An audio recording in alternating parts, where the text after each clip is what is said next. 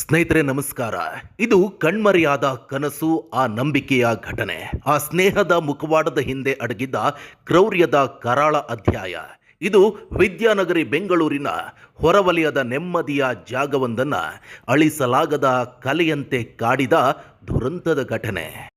ಈ ಘಟನೆಯ ಕೇಂದ್ರ ಬಿಂದು ದೇವಿಶ್ರೀ, 21 ವರ್ಷ. ಆಂಧ್ರ ಮೂಲದ ಈ ಯುವತಿ ದೊಡ್ಡ ಕನಸುಗಳನ್ನು ಹೊತ್ತು ಬೆಂಗಳೂರಿನ ಪ್ರತಿಷ್ಠಿತ ಕಾಲೇಜಿನಲ್ಲಿ BBM ವ್ಯಾಸಂಗವನ್ನು ಮಾಡ್ತಾ ಇದ್ಲು. ಆಕೆಯ ನಗುವಿನಲ್ಲಿ ಭವಿಷ್ಯದ ಆಸೆಗಳಿದ್ವು. ಆದರೆ ಆ ಭವಿಷ್ಯ ಕೇವಲ ಒಂದು ಅಪರಿಚಿತ ಕೋಣೆಯಲ್ಲಿ ಕೊನೆಯಾಗುವುದೆಂದು ಯಾರೂ ಕೂಡ ಊಹಿಸಿರಲಿಲ್ಲ. ಘಟನೆ ನಡೆದದ್ದು ಬೆಂಗಳೂರು ಉತ್ತರ ವಲಯದ ಮಾದನಾಯಕನಹಳ್ಳಿ ಪೊಲೀಸ್ ಠಾಣಾ ವ್ಯಾಪ್ತಿಯ ತಮ್ಮೇನಹಳ್ಳಿಯಲ್ಲಿ. ಹೊರನೋಟಕ್ಕೆ ಶಾಂತವಾಗಿದ್ದ ಈ ಪ್ರದೇಶ ಒಂದು ದಿನ ಭಯಾನಕ ರಹಸ್ಯವನ್ನ ತನ್ನೊಳಗೆ ಅಡಗಿಸಿಕೊಂಡಿತ್ತು. ದೇವಿಶ್ರೀಗೆ ಆ ದಿನ ಒಂದು ಸಾಮಾನ್ಯ ದಿನದಂತೆ ಪ್ರಾರಂಭ ಆಯಿತು. ಆದರೆ ಆಕೆಯ ದಿನಚರಿಯಲ್ಲಿ ಅಂದು ನಡೆಯಲಿರುವಂತಹ ಭೇಟಿಯೊಂದು ಅತಿ ಮಾರಕ ಬದಲಾವಣೆಯನ್ನ ತರಲಿದೆ ಅಂತ ಆಕೆಗೆ ತಿಳಿದಿರಲಿಲ್ಲ. ದೇವಿಶ್ರೀ ತನ್ನ ಪರಿಚಿತನಾಗಿದ್ದ ಪ್ರೇಮ್ ವರ್ಧನ್ ಎಂಬ ಯುವಕನೊಂದಿಗೆ ಹೊರಟಿದ್ಲು. ಪ್ರೇಮ್ ಆಕೆಯ ಸ್ನೇಹಿತನೋ ಅಥವಾ ಆಕೆಗೆ ಇನ್ನಷ್ಟು ಹತ್ತಿರದ ಸಂಬಂಧ ಹೊಂದಿದ್ದಾನೋ ಎಂಬುದು ತನಿಖೆಯಿಂದಷ್ಟೇ ತಿಳಿಯಬೇಕು. ಆದರೆ ಅವರಿಬ್ಬರು ಒಟ್ಟಿಗೆ ಹೊರಟಿದ್ದು ಮಾತ್ರ ಸತ್ಯ. ಅವರು ತೆರಳಿದ್ದು ದೇವಿಶ್ರೀಯ ಮತ್ತೊಬ್ಬ ಸ್ನೇಹಿತೆಯ ಬಾಡಿಗೆ ಕೋಣೆಗೆ. ಒಂದು ಸ್ನೇಹಪರ ಭೇಟಿ, ಕೇವಲ ಒಂದು ಸೌಹಾರ್ದಯುತ ಮಾತುಕತೆ ಅಥವಾ ಒಂದು ಸಣ್ಣ ಕೂಟ ಅಂತ ಎಲ್ಲರೂ ಕೂಡ ಭಾವಿಸಿದ್ರು. ಆ ಕೋಣೆಯಲ್ಲಿ ಕೇವಲ ಮೂವರಷ್ಟೇ ಇರಬೇಕಿತ್ತು. ಆದರೆ ಆ ದಿನ ಕಾರಣಾಂತರಗಳಿಂದ ದೇವಿಶ್ರೀಯ ಸ್ನೇಹಿತೆ ರೂಮ್ನಲ್ಲಿ ಇರಲಿಲ್ಲ. ದೇವಿಶ್ರೀ ಮತ್ತು ಪ್ರೇಮ್ ಮಾತ್ರ ಆ ಕೋಣೆಯಲ್ಲಿ ಉಳಿದಿದ್ರು. ಅಲ್ಲಿ ಏನಾಯಿತು? ಆ 4 ಗೋಡೆಗಳ ಮಧ್ಯೆ ನಡೆದ ಸಂಭಾಷಣೆ ಯಾವುದು? ವಾದ ವಿವಾದವಾಗಿ ಪರಿವರ್ತನೆಯಾಗುವಷ್ಟು ಆ ಸಂಬಂಧದಲ್ಲಿ ಕಹಿ ಇದ್ದದ್ದು ಏನು? ಎಲ್ಲಕ್ಕಿಂತ ಮುಖ್ಯವಾಗಿ ಪ್ರೇಮ್ ವರ್ಧನ್ ಮನಸ್ಸಿನಲ್ಲಿ ಅಂದು ಯಾವ ದುರುದ್ದೇಶ ಅಡಗಿತ್ತು? ಕೋಣೆಯೊಳಗೆ ಸಂಘರ್ಷ ಪ್ರಾರಂಭ ಆಯಿತು. ಅದು ಪ್ರೀತಿ ನಿರಾಕರಣೆ ಇತ್ತೆ, ಅಥವಾ ಹಣಕಾಸಿನ ವಿವಾದವೇ, ಅಥವಾ ಕೇವಲ ಕೋಪ ಮತ್ತು ಆ ಕ್ಷಣದ ಆವೇಶವೇ? ಕಾರಣ ಏನೇ ಇರಲಿ, ಅದರ ಪರಿಣಾಮ ಮಾತ್ರ ಭೀಕರವಾಗಿತ್ತು. ಪ್ರೇಮ್ ವರ್ಧನ್ ದೇವಿಶ್ರೀಯನ್ನು ಅತ್ಯಂತ ಕ್ರೂರವಾಗಿ ಕೊಲೆ ಮಾಡಿದ್ದಾನೆ. ಒಂದು ಜೀವ, ಒಂದು ಕನಸು ಕೇವಲ ಒಂದೇ ಒಂದು ಕ್ಷಣದಲ್ಲಿ ಕೊನೆಯಾಯಿತು. ದೇವಿಶ್ರೀಯ ಬಾಡಿಗೆ ಸ್ನೇಹಿತೆಯ ಕೋಣೆಯು ಆಕೆಯ ಕೊನೆಯ ತಾಣವಾಯಿತು. ಕೊಲೆಯನ್ನು ಎಸಗಿದ ನಂತರ ಪ್ರೇಮ್ ವರ್ಧನ್ ಅಲ್ಲಿ ಇರಲಿಲ್ಲ. ಆತ ಏನೋ ಆಗಿಯೇ ಇಲ್ಲ ಎಂಬಂತೆ ಕೋಣೆಯಿಂದ ಒಬ್ಬನೇ ಹೊರಟೋದ. ಆ ರಾತ್ರಿ ಆ ಕೊಠಡಿಯಲ್ಲಿ ಎಲ್ಲವೂ ಕೂಡ ಮೌನವಾಗಿತ್ತು. ಹೊರಗೆ ಜನಜೀವನ ಸಾಮಾನ್ಯವಾಗಿತ್ತು. ವಿದ್ಯಾರ್ಥಿಗಳು, ಉದ್ಯೋಗಸ್ಥರು ತಮ್ಮ ಪಾಡಿಗೆ ಇರ್ತಾ ಇದ್ರು.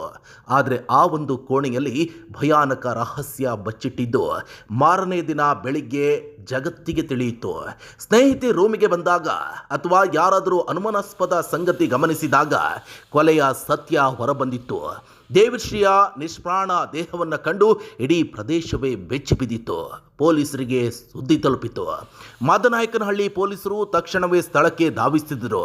ಸ್ಥಳ ಪರಿಶೀಲನೆ, ಕೋಣೆಯ ಸ್ಥಿತಿ ಮತ್ತು ಆರಂಭಿಕ ಸಾಕ್ಷಿಗಳನ್ನು ಗಮನಿಸಿದಾಗ ಕೊಲೆ ನಡೆದಿರುವುದು ಸ್ಪಷ್ಟವಾಯಿತು. ಮುಖ್ಯವಾಗಿ ದೇವಿಶ್ರೀಯೊಂದಿಗೆ ಕೊನೆಯದಾಗಿ ಕಾಣಿಸಿಕೊಂಡಿದ್ದು ಪ್ರೇಮ್ ವರ್ಧನ್ ಎಂಬುದು ಬಹುಬೇಗ ಖಚಿತವಾಯಿತು. ಈ ಘಟನೆಗೆ ಸಂಬಂಧಪಟ್ಟಂತೆ ಮಾದನಾಯಕನಹಳ್ಳಿ ಪೊಲೀಸ್ ಠಾಣೆಯಲ್ಲಿ ಅಧಿಕೃತವಾಗಿ FIR ದಾಖಲಾಯಿತು.